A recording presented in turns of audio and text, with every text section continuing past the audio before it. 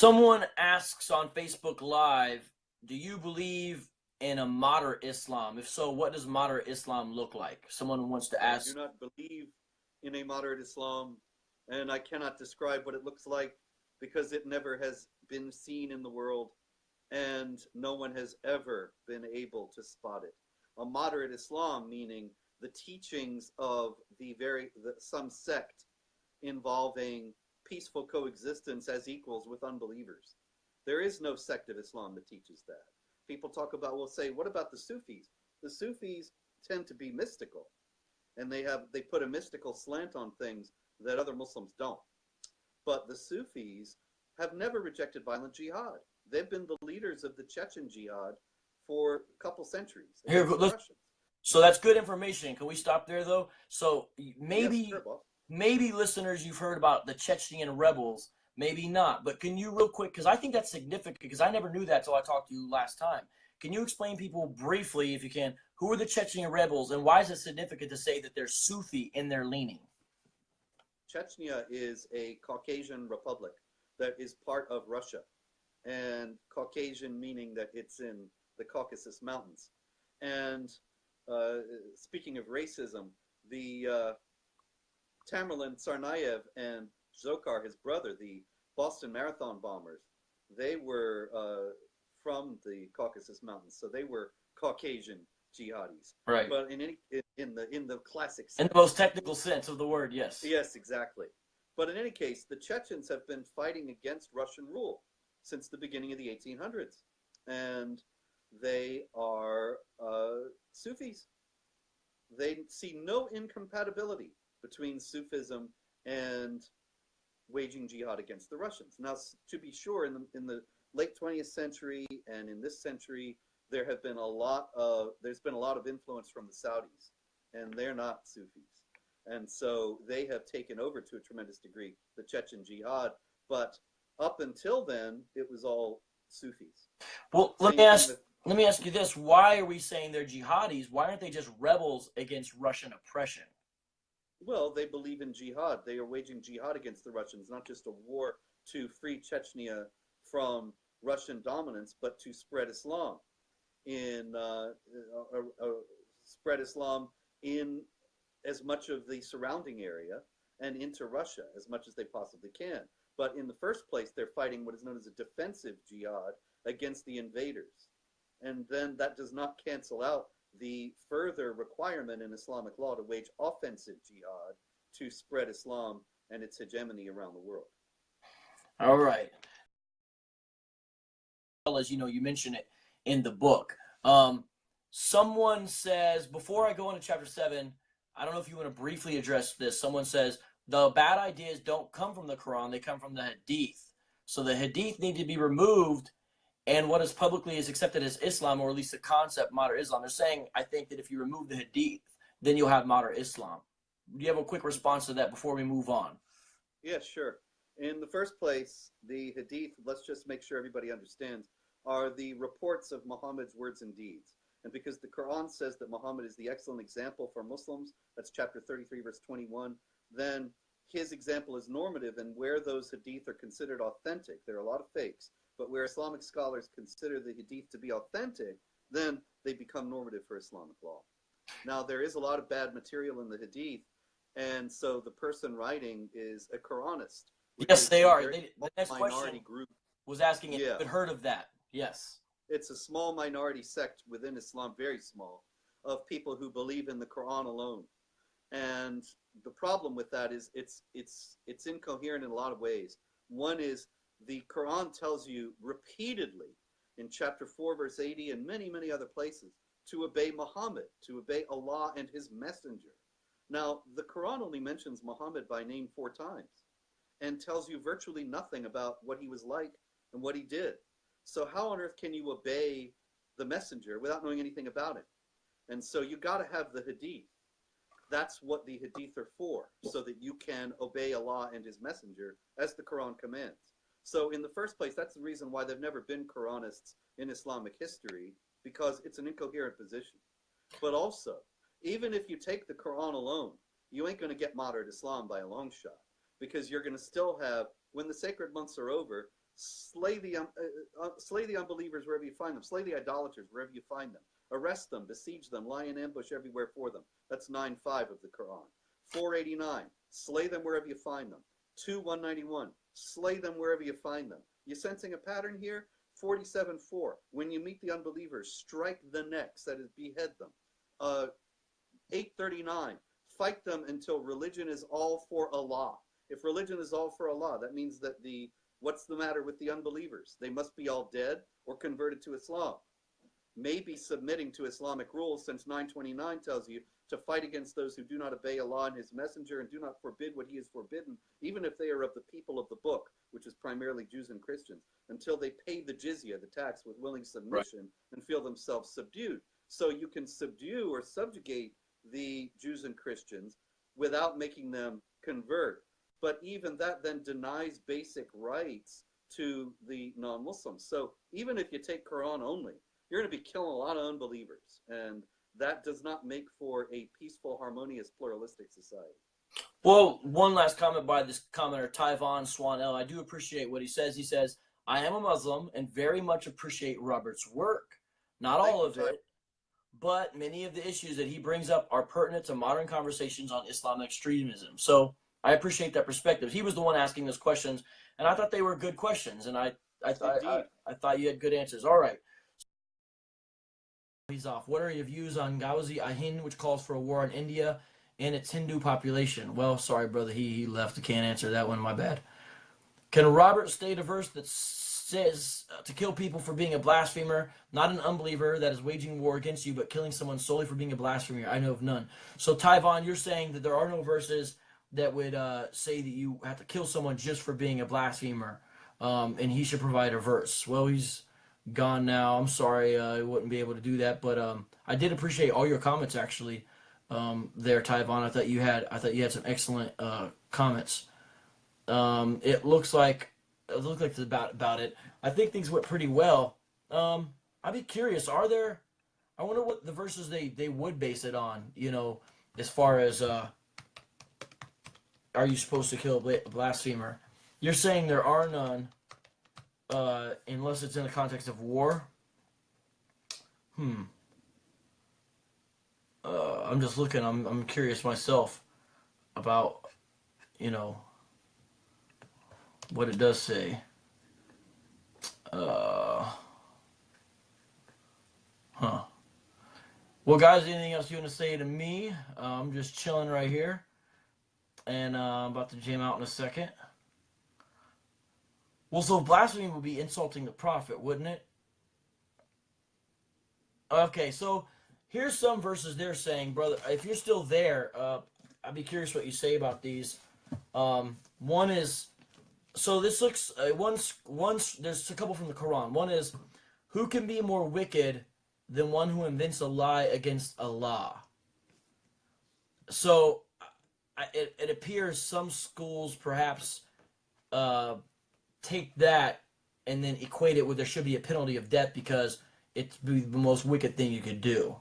But it doesn't, in the verse alone, recommend that you have to kill a blasphemer. That's true. The next one sometimes people use is Quran 33:57. Lo, those who malign Allah and His Messenger, Allah has cursed them in this world and thereafter, and has prepared for them the doom of the disdained.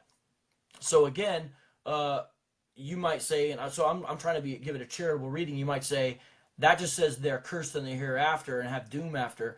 It does say they're cursed in this world, but I guess the question would be, what does it mean that they're cursed in this world? What would that mean you're supposed to do with them? Because you'd have to put those two together. And I guess another one is 33:61. It talks about, accursed they will be seized wherever found and slain with a fierce slaughter. Well, I have to look at that verse. I'm just curious. I don't know. Are you still here? Because I was going to look to see what you thought of those. I'm not claiming to be the expert on blasphemy laws. Yeah, that's right, Alita. Thanks for the love. Thanks for the love. He specifically, Irvin, I see what you're saying. I think what he's saying, though, I'm trying to be fair again. I think he's saying, are there any specific Quranic passages which specifically say that if someone blasphemes against the Prophet of Islam, that you would need to kill them? He's saying he doesn't know of any. That's what he's saying. And so I read three that are commonly used. I have my study Quran out, and I'm going to turn to 3361 and look. So I'd be just curious about his interpretation of these. I'm trying to give a charitable reading. Let me look at 3361 here and see what it says, because that could be interpreted that way. The problem is some of these seem ambiguous, but let me look at 3361. Yeah, okay, so who is getting seized? And let's read the context of this. So I'm going to read more of 33. Let's start here. All right. I'm going to start at 3357. Truly those who affront God and his messenger, God has cursed them in this life and the hereafter, and has prepared for them a humiliating punishment. As for those who affront believing men and believing women for other than what they may have committed, they bear the burden of calumny and manifest sin. O prophet, tell your wives and daughters and the women of the believers to draw their cloaks over themselves. Thus it is likelier that they will be known and not be disturbed, and God is forgiving, merciful. If the hypocrites do not desist, and likewise those in whose hearts is a disease, as well as those who spread false rumors in the city, we shall surely spur thee against them, and they will not be your neighbors therein, save for a short while. Accursed, they will be seized wherever they are found and utterly slain. This is the want of God with those who pass before, and you will find no alteration in the want of God. So that's interesting. That you'd have to do a lot, because that looks as if it is possible if it's saying that if somebody brings an affront against Allah and the Prophet, that they should be killed. Let's see what the study Quran has to say. They usually sort of explain. Let's see. So here's what they're saying. Those who spread false rumors refers to hypocrites who would attempt to undermine the Medinan community by reporting that the Prophet's expeditions have been defeated or its members slain. So this is saying it's in reference to Medina there. But the thing is that if Muhammad is saying do this in the Medina situation, that means it would have to be applied as well now, wouldn't it? And so that's where you could have that model from. We shall surely spur thee against them. Means that God will grant the Prophet power over the hypocrites and inform him about them, after which they will soon cease to dwell in Medina. So that's another thing. What will be the means by which they will stop dwelling in Medina? You see, so even then we'd have to ask the context of what's going on. What would be the mean? They're going to stop dwelling in Medina. Well, why? Are they going to be dead? Are they going to be exiled? How will they stop dwelling in Medina, these unbelievers, these doubters? Then wherever they may flee, they will be seized by God, taken to task for their disbelief, and utterly slain if they manifest their hypocrisy in word or deed. Oh! So this is the study Quran, everyone. This is a academic commentary, as far as academic commentaries go within Islam, on the Quran that I'm reading. And what I was trying to do is interact with Tyvon here, who's saying there are no verses that recommend killing for blasphemy. And so I was looking at a few, and what they're doing in the study Quran, they're claiming verse 61 refers to Allah seizing them wherever they are found and slaying them. Now, I'm listening to that, but the problem is it doesn't, we'd have to get into this grammar, I think, because it doesn't really say that. Verse 61 simply says, accursed they will be seized wheresoever they are found and utterly slain. And so who's going to be doing this slaying there? Who's finding them? You see, they're saying it's Allah, but I find that the commentators, it appears, are supplying that in there, because it doesn't say they'll be seized by Allah and slain by Allah there. And so I'm just looking at this. So you have a comment, brother. The extreme interpretation are hadith-based. The Quran says not to follow hadith after it. I'm not sure what you mean. Those who do not desist. So, Tyvon, what do you mean where it says it is a self-defense concept? The Quran states that Allah does not favor the aggressor. Okay, so I'm interacting with you, Tyvon. I see what you're saying, and I appreciate your comments here, but specifically, what would you do with 3361? Because in 3361, these people doubting Muhammad don't appear to be doing anything violent. Unless there's something I'm missing, which is always possible. I'm just reading it, though. But it only appears that all they're doing is doubting him. It doesn't sound like they are doing anything violent or attacking them. So who would be the aggressor? I mean, they're not really an aggressor. See, this would be a place where you could interpret criticism of Islam as worthy of death, it seems. So let me read this again. I'm trying to get your perspective on this because I appreciate what you've been saying, Tyvon. Let me read this again in 33, the full context here. Maybe I should go back a little bit further. This is to Muslims, that part. It's not. I'll look at it in a little bit, but here, let me start here in verse 57. Truly, those who affront God and his messenger, God has cursed them in this life and the hereafter, and has prepared for them a humiliating punishment. That's verse 57. Verse 58. As for those who affront believing men and believing women for other than what they may have committed. So let's find out exactly what they're saying that would mean. This verse is understood by some, I'm reading the commentary, as a reference to those who accuse others falsely, as calumny is considered a serious crime. So they're saying in verse 58, at least there, it's, one understanding is that if you've accused someone something they didn't do, kind of like in the bicycle repair shop story. Others understand this verse as having been revealed regarding adulterers who would follow women when they would leave their houses at night to answer a call of nature. When they saw a woman, they would make an advance. If the woman did not say anything, they would follow her, but if she rebuked them, they would leave her alone. These adulterers were only after slave girls. So they're saying it might have to do, and the thing is, how would anyone know all this? But, you know, it's okay. I understand how these things go. I mean, Scripture has, I'm not trying to be, it's just, that's a lot of extra information. So it's saying that others understand this to be against these adulterers who would follow slave girls when they would go to the bathroom and follow after them more if they didn't get rebuked, but if they did rebuke would leave them alone. But at that time, free women were indistinguishable from slave girls, since all women used to go out wearing a long dress and a headscarf. The women complained of these advances, and so God revealed this in the following verse. So it's saying that's what it's about, specifically verse 58. But that's really odd to me because it says those who affront believing men and believing women for other than what they may have committed. And that's to bear the burden of manifest sin. But the thing is, remember right before that, verse 57, truly those who affront God and his messenger, God has cursed them in this life and the hereafter and has prepared for them a humiliating punishment. So it seems like one is saying, don't affront Allah and his prophet, and the next thing, don't affront against the Muslims. So let's see what they're saying, how they interpret verse 57 here. Are you commenting back? It says hurt, harm. So I'm listening to you. What specific word says hurt or harm? Are you saying the English word affront in the underlying Arabic text? Are you saying that means hurt or harm? Is that what you're saying? I'm trying to follow what you mean. You're saying that would change the nature of it, Tyvon. You're saying that it should say as those for hurt or harm, believing men and believing women. Now, I'm trying to listen to you, but if that's what it's saying, that doesn't make a lot of sense of verse 57, because verse 57 says, truly those who affront God. So how could you hurt or harm God on an Islamic understanding? Furthermore, why don't they mention that as a potential interpretation there? I'll wait just for a second. I'm going to take a drink of water because I'm curious about what you would say.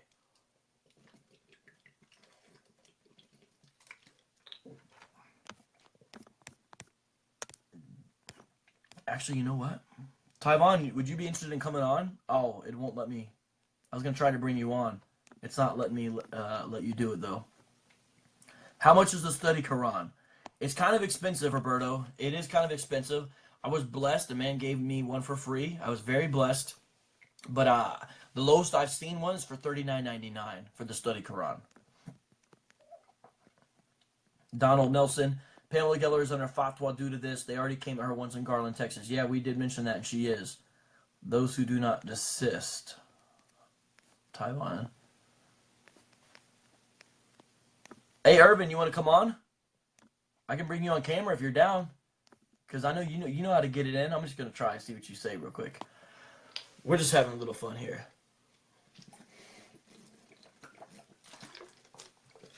You can join in. Let me turn on this light real quick.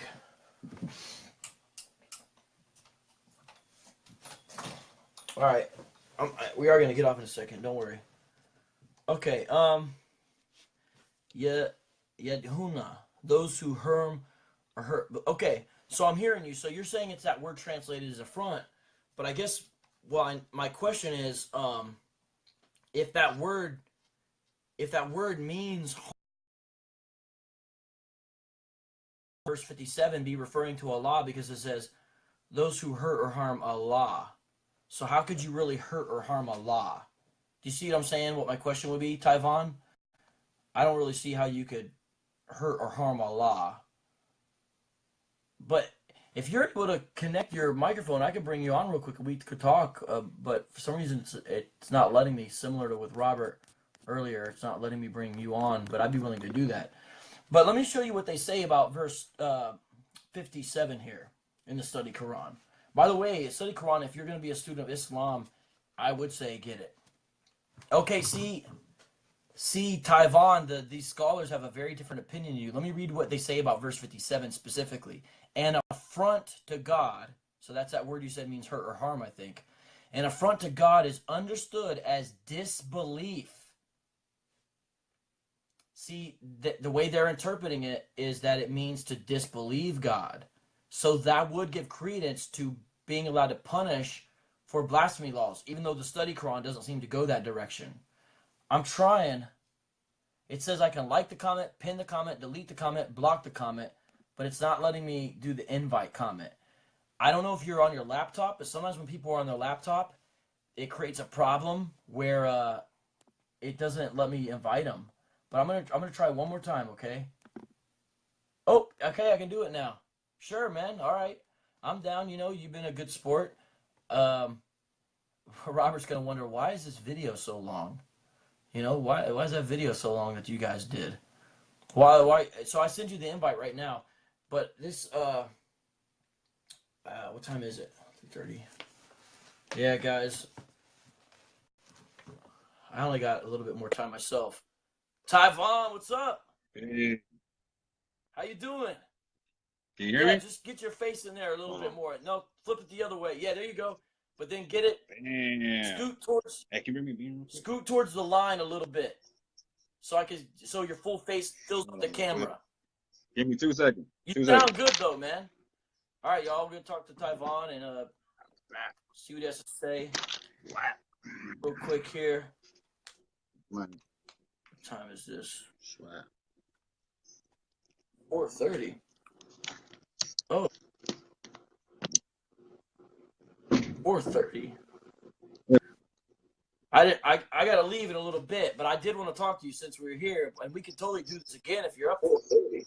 But Tyvon, what they say, you might have to turn down me on your end a little bit so I'm getting feedback.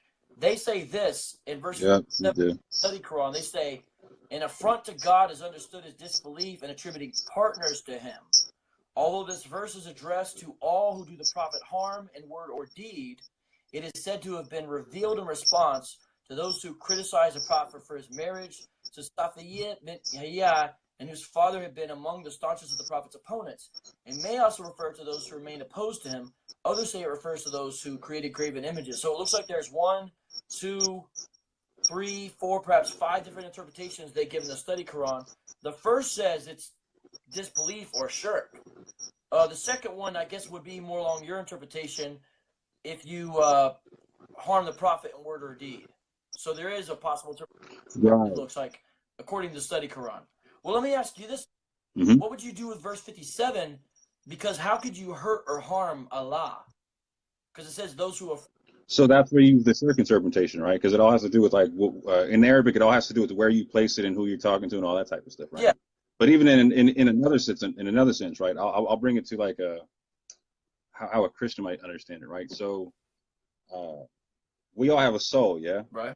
and our soul is the breath of Allah, right, or the breath of God, right? In that sense, like whatever we do to each other, we're doing to Allah in that sense, right? Because in essence, we're part of God, right?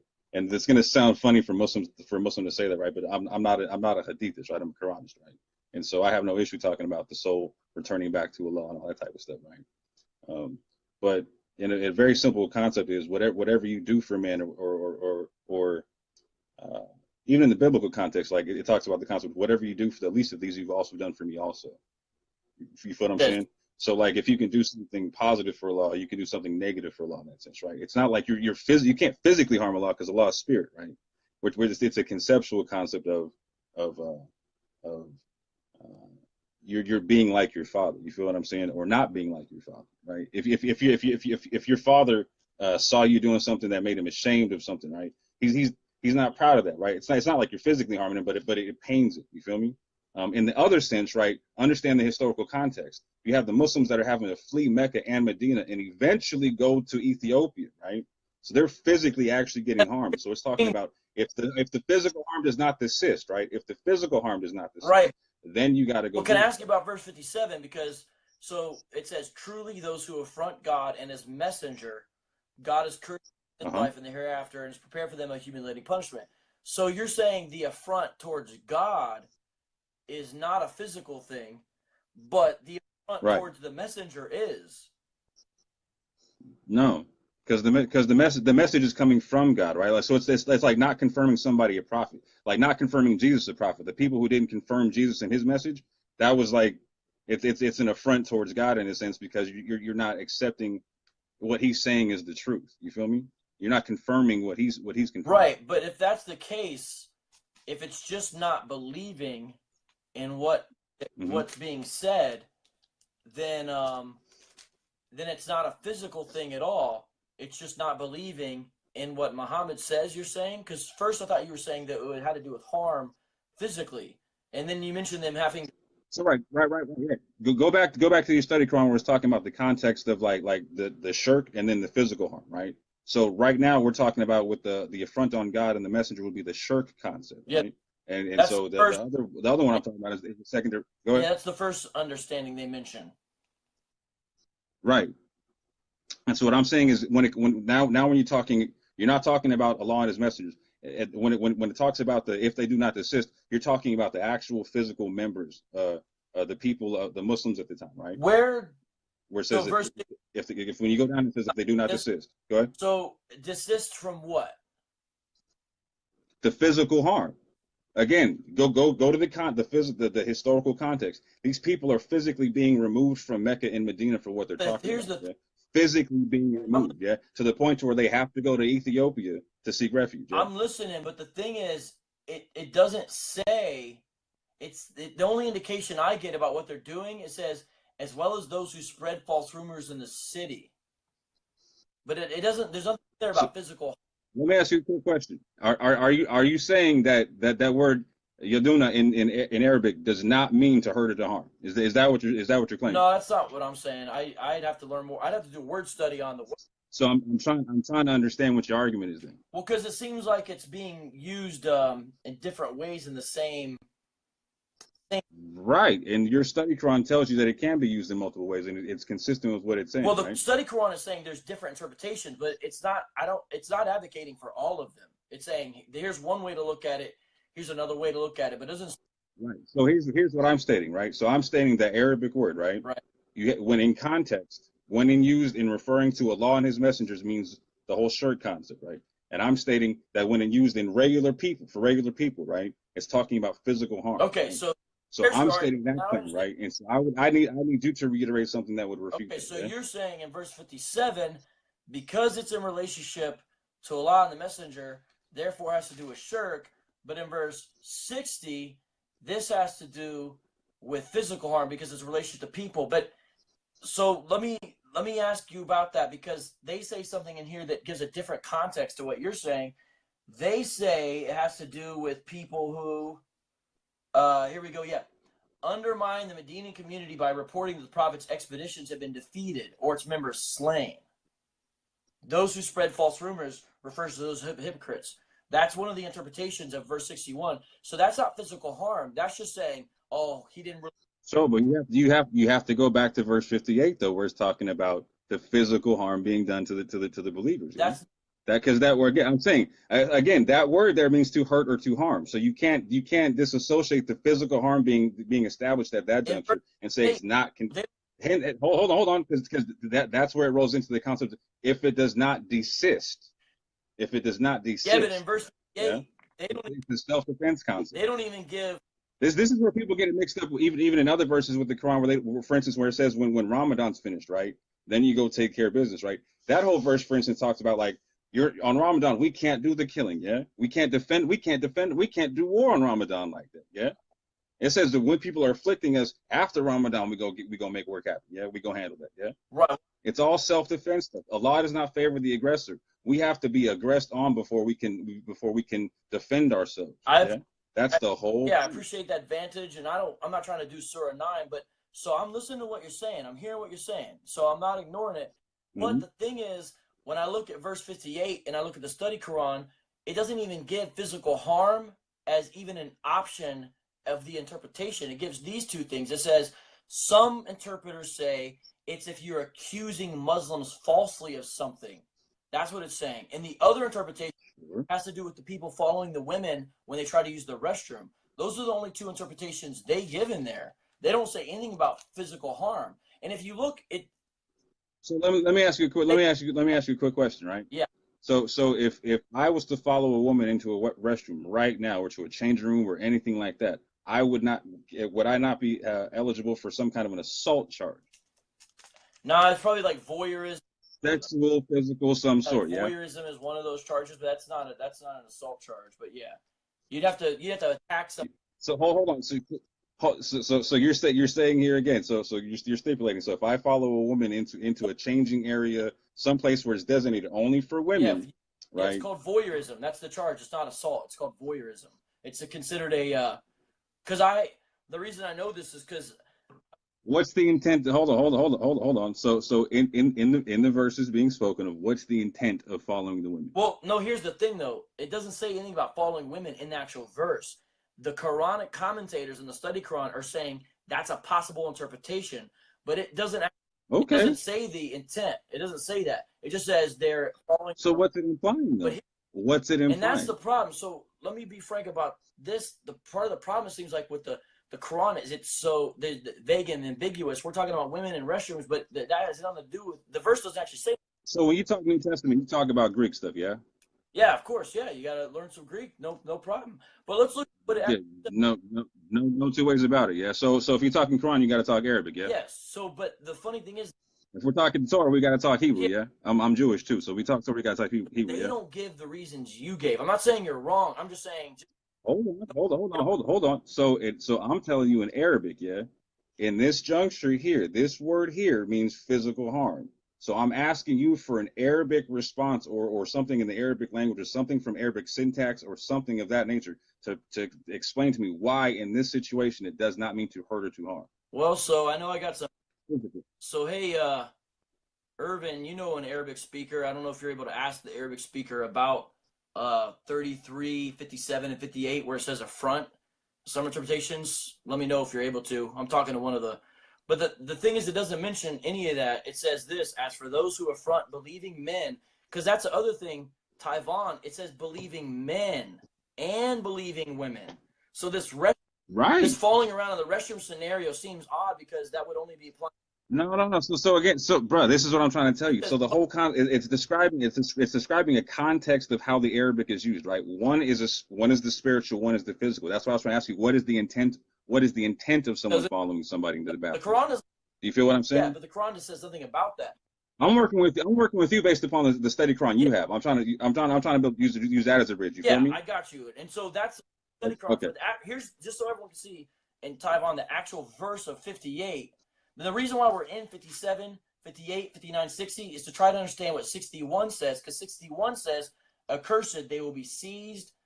Agreed. Woo, 100% agreed. They are found and utterly slain. But so 58.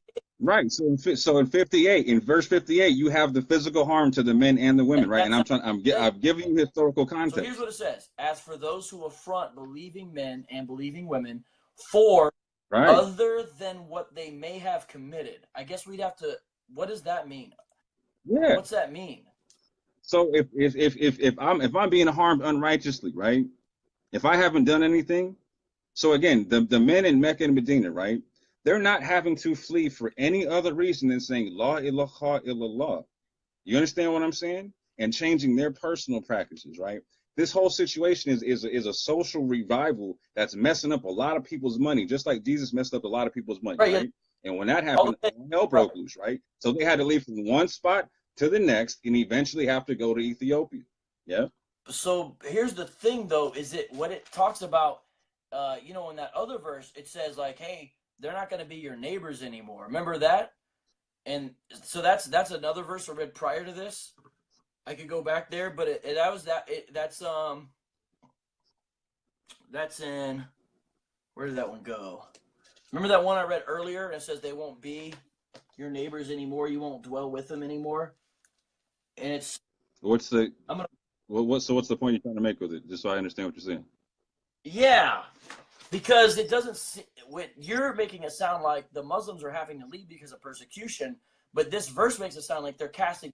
Yeah. This verse makes it sound like they're casting the Christians out or whoever the disbelievers are. Let me read it. Verse 60. If the hypocrites do not desist, and likewise those in whose hearts is a disease, as well as who spread false rumors in the city, so the city in this instance is Medina, we shall surely spur thee against them, and they will not be your neighbors therein, save for a short while. Accursed, they will be seized wheresoever they are found and utterly slain. It doesn't, the context doesn't imply at all.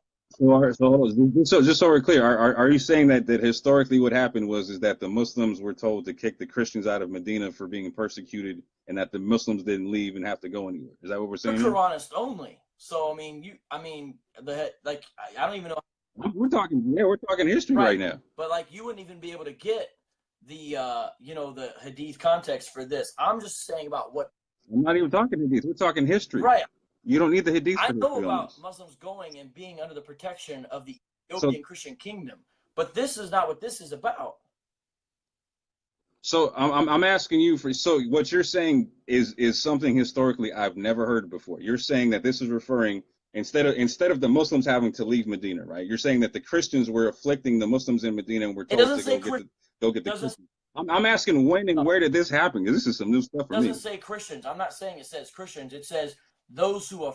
So it sounded like that's exactly what you just tried to say like 2 minutes ago. Well, so if I'm saying it says Christians, but the thing is, if Christians would also not be believing the prophet and his messenger, so they could be within the group, but it's those who affront. That's not what it says in the Quran. Well, hold on, I'll show you. It says it right here. Remember, this is the whole context. Verse 57.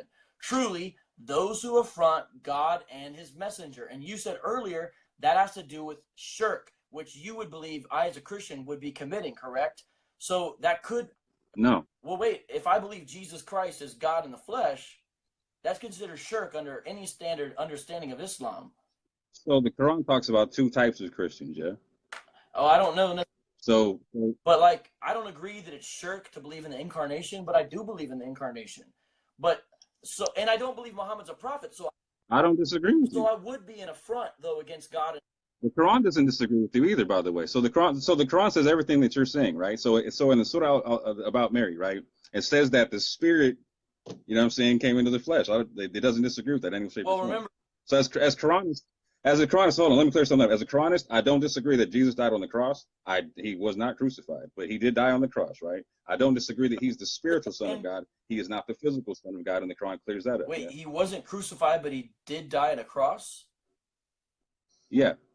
Says the same thing in the Bible. Okay. Well, that. Father, into your hands I commend my spirit. It is finished, etc. Yeah. Well, yeah.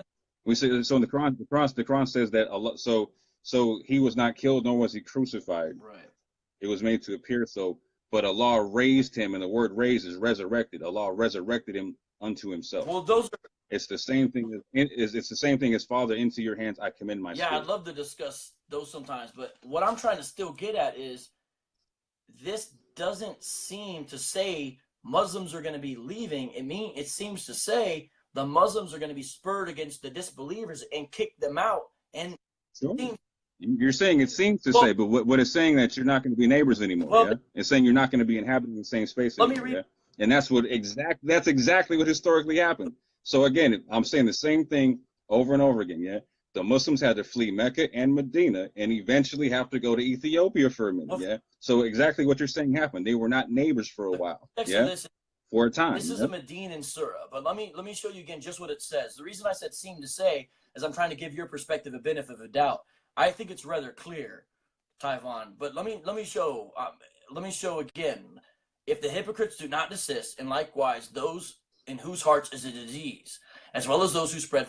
Oh, who's a hypocrite? What's a hypocrite in the Quran? What does that mean? I mean, the basic understanding is something, you know, fake. That's the basic understanding that I understand. So that's what even when I talk to Muslims, it's just the idea of not authentic. We shall surely.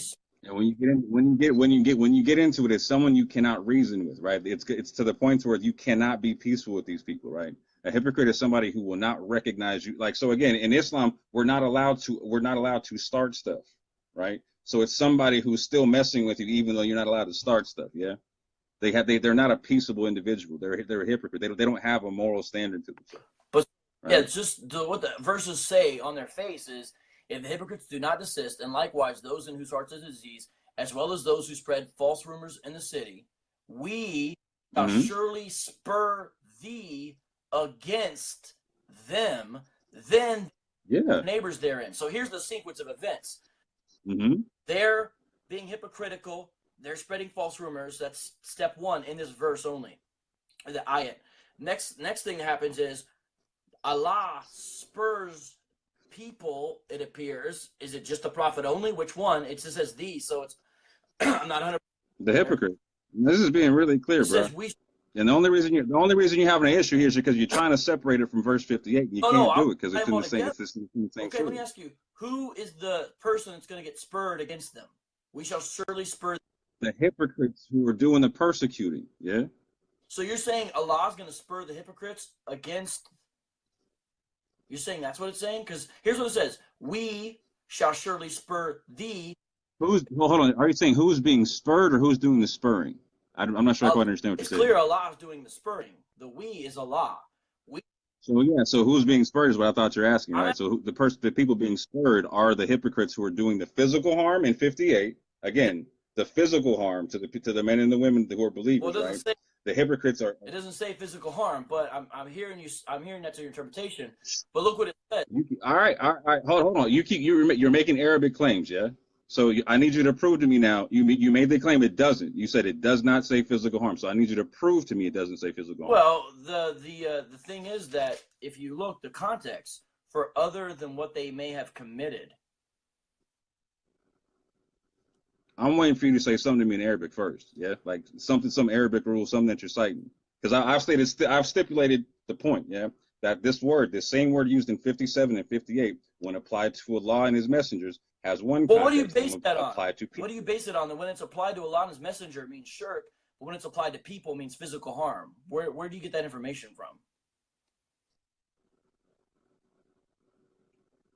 The Arabic language, fam. That's why I'm asking you. And so again, when you deal with the New Testament, right? Hold on. When you deal with the Greek, right? When you deal with the Greek, hold on. When you deal with the Greek, there's certain words that have different contexts in different places. Semantic domain. We don't have to go through that. No, that's what I'm saying. So I'm asking you for the Arabic rule that stipulates what I'm saying is incorrect. No, I'm asking you where the Arabic rules it says when it's in relation to Allah and the Prophet, it means shirk, but when it's against people, it means physical harm. What do you base that upon? The same thing that your study Quran is basing on the fact that it has multiple ways it can be interpreted. But it doesn't mention any of them as being physical harm in relationship to verse 58.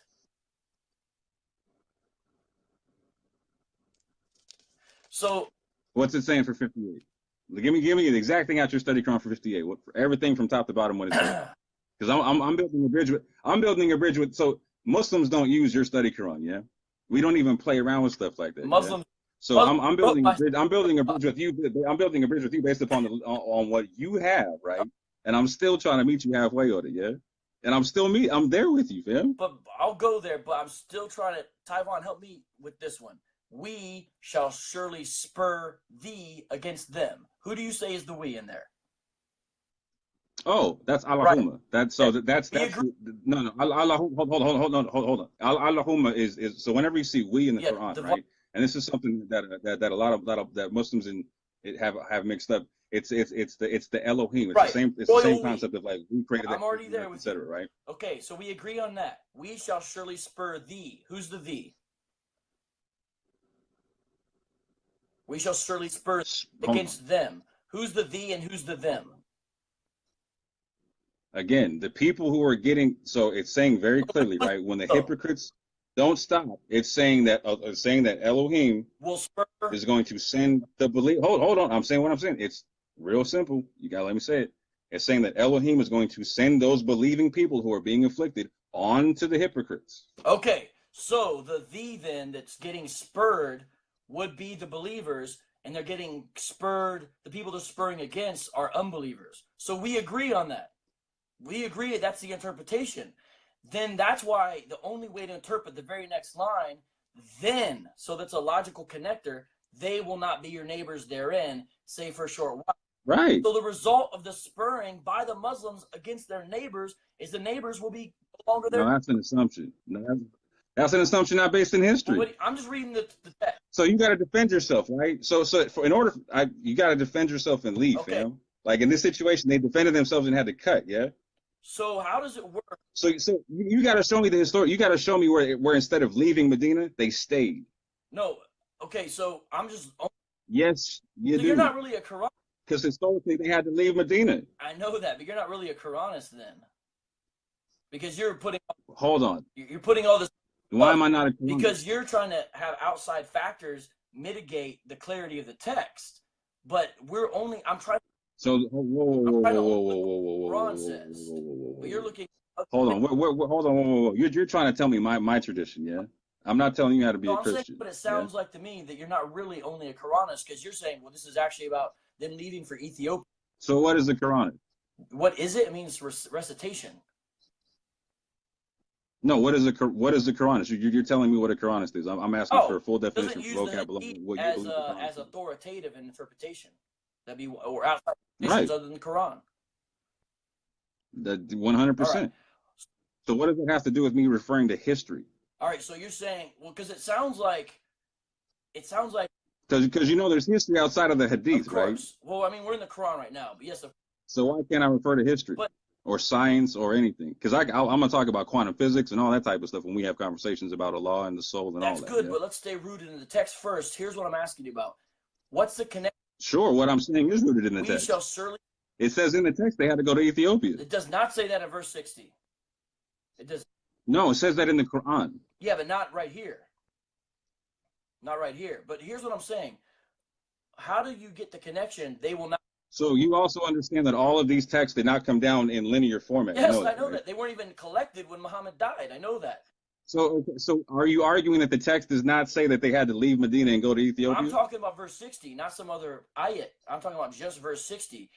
And I'm just trying to get you to tell me, then they will not be your neighbors therein, save for a short while. How do you get, that means the Muslims are going to leave. Save for a short while. Okay, so yeah, it's saying in a little while.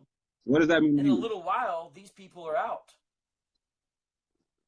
Because remember, what's the result of the spur? Hold on, you're saying they will not be your neighbors save for a short while? That's what it says. They're in a little while they'll be gone? Because to me it sounds like they're not going nowhere. No. It sounds like they might dip and come back. That's what it sounds like to me. And if you look at the history, I'm trying to say that this is why you're trying to divorce this from a historical thing, right? That's what makes me a Quranist. Yeah, I don't go away from history. I don't go away from science. Okay, yeah? so because you need all that. Yeah. So let me show you the Hadith. That's why I don't deal with the Hadith. The Hadith stray away from all that. They stray away from history. They stray away from science. Yeah. Let me show you what the study Quran says. It says after which, because to me the study Quran gives it's plain. They're agreeing with the plain sense of the text, not yours. It says this. Listen carefully, because I think this is really helpful. Everyone listening, check this out. So the plain sense of the text is in Arabic. It's not in English, first and foremost. So nothing of what you're saying is plain sense at all, right? We're having an English conversation on an Arabic text. Yeah, but you do the same thing about the Bible, and Christians will go along with it because that's the language we speak. So check this out. No, you're going to bring up Greek and all kind of stuff when we start disagreeing, and we're going to start bringing up Hebrew in the Torah. I'm also Jewish. We'll be speaking Hebrew, yeah? Right, so this is going to be consistent. Let me read from the study Quran. It says this. After which they will soon cease to dwell in Medina. Then, wherever they may flee, they will be seized by God, taken to task for their disbelief, and utterly slain if they manifest their hypocrisy in word or deed. Notice, number one, it says nothing about these folks who are no longer their neighbors doing any harm to them in this interpretation. It just simply says they're leaving Medina. In fact, it says they're fleeing, and then they'll be killed. So the people leaving. So you're reading The commentary, yeah? people leaving. No, but it's so obvious that after you spur against. No, hold on. This is important. This is important to establish, right? So I'm a Quranist, right? Okay. So as a Quranist, I don't deal with commentary unless it's previous scripture, right? So Surah, I believe it's either 960 or 1094, right? I gotta go consult previous. If I'm gonna get anything that's going to comment on a scripture, the only thing that can do it for me is a prophet and their scripture, right? So this is what I'm trying to tell you. I'm trying to meet you halfway as much as I possibly can, right? But you can't hold me to that standard because I'm a Quranist. I don't deal with the commentary. I'm still trying to work with you on what you understand. Right. But what I was doing is I only read the commentary second because it seems pretty clear the procession is you get spurred against them, then they're out of there. They're not your neighbors anymore. The Quran commentary agrees with that plain sense. You're saying no, afterwards So the Quran doesn't have a commentary. That's what I'm trying to tell you. So the Quran that came down, the Quran as the Quran holds on to, doesn't have the commentary you just read, right? How do you know it means the Muslims are going to leave? Let's flip it around then. How do you know it means the Muslims are going to? Because of what actually happened. That's what I'm trying to tell you. So I need you to provide for me a historical reference for where the Muslims did not leave Medina and they were kicking Christians out, as you were just talking about. No, I didn't say these were all Christians. These groups of people. Wait. You can go back on the tape. You said Christians at one point, fam. Yeah. Okay. But I'm further clarifying. This group. Okay. My fault. Are not my Christians. fault. It's clear from the text. It's a variety. Okay. I was just saying Christians hypothetically could be included under one of the categories. My apologies. But you don't deny Muhammad kicked people out of the city. You don't deny that, do you? It's certain. No, I'm not. So, fam, again, it's saying right there, if these people don't, hold on, it's saying right there, if these people don't stop putting hands on you, they don't stop lying on you, they don't stop treating you ill for stuff you're not doing, go do work. Right. That's exactly what I'm saying it says. That's what I've been saying consistently from jump. All right, check it out. I got to go get my kids from school. This was fun. Let's link up again and do this sometime. Hey. Love to, man. Love to. Hey, man, and much appreciation for what you're doing, talking about Hebrew Israelitism and schooling everybody to the history of One West, man. Appreciate that. Thanks, Tyvon. Great love. Conversation. I'd love to talk to someone like you again anytime, man, for real. Yes, sir. Yes, sir. Peace and love. I just got to end, though. I didn't plan on going this long, so we do got to finish right now. No worries. This again, though. God bless you all. Thanks for watching. Peace.